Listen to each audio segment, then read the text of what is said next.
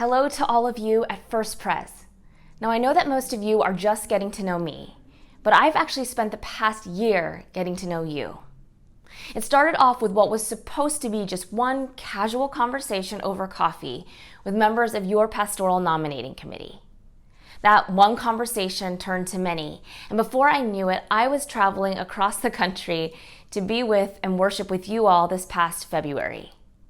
It was a short visit, but during that time, I caught a glimpse of your genuine affection towards each other and your deep passion for the gospel. For all these reasons and so many more, I am humbled and honored that the PNC has nominated me to be your next senior pastor. I look forward to worshiping with you again on August 30th, virtually this time, as you consider my candidacy. In the meantime, the PNC has put together some questions for me to answer to give you a sense of my story and vision for the church. My great hope is that someday soon I will get the opportunity to hear your stories and hear your vision for the church. Until then, may God's grace and blessings continue to be upon you.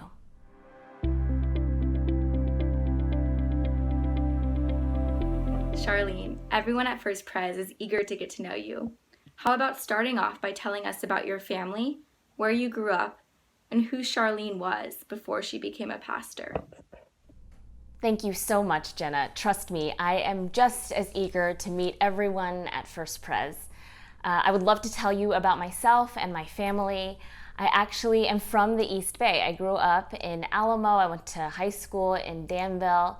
My parents immigrated to the States from South Korea. My mom is a retired pathologist, and my dad used to own a small business, a dry cleaner, in Pleasanton.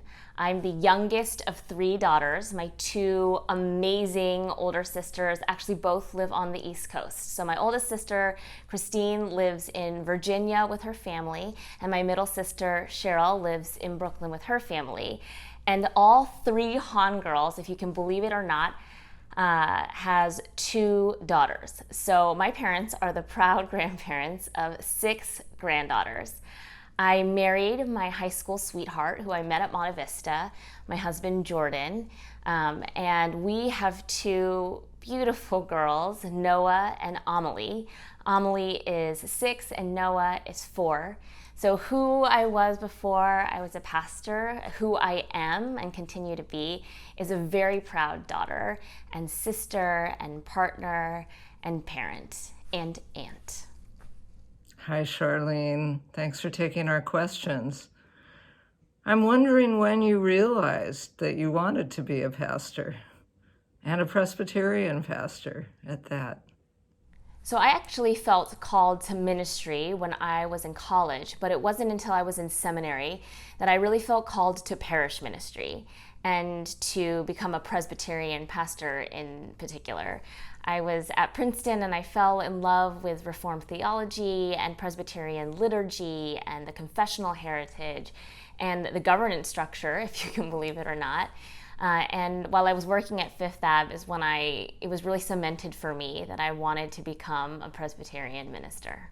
Along with clergy around the world, you've spent the last 5 months ministering during a pandemic.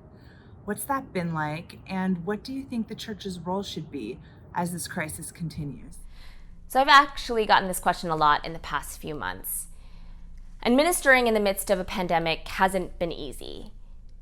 But nothing in the midst of a pandemic has been easy. And yet I've also found that this moment has been incredibly clarifying for us as individuals and as communities. And so I think that the role that the church should play as this crisis continues is to be the church. And that means to focus on providing sacred worship, for caring for the least among us, for proclaiming the good news of the gospel, for loving those in our immediate communities and beyond. Charlene, can you tell us how God has spoken into your heart in terms of this call, and how has the clarity of that call been manifested to you? So there's no doubt in my mind that this whole call process has been God-led and Spirit-filled. Because if you had told me 2 years ago that my family and I would be moving across the country back to California so that I could serve as senior pastor of First Presbyterian Church of Berkeley, I would have laughed in your face. But for the past year, God has been whispering in my ear, pushing me, challenging me, prodding me, inviting me to envision something new for my life, for your community, for the church in general.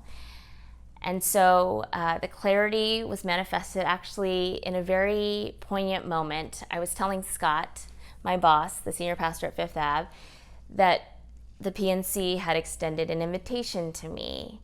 And he just asked me one very simple question. He said, "Do you love this church?" And I stopped and I said, after crying a bunch, I said, "Yeah, I think I do." And so the clarity of call has been manifested in the love I have developed for a community that I barely know, as a vision for a church that I have yet to be a part of, and a hope for a people who I desperately want to do life with. Hi, Charlene. What excites you about coming to First Pres? I'll tell you what I'm most excited about. I am most excited about meeting all of you. To me, the church is not some building or place or a list of members. It is a community of people who genuinely love God and desire to serve God in the world around them.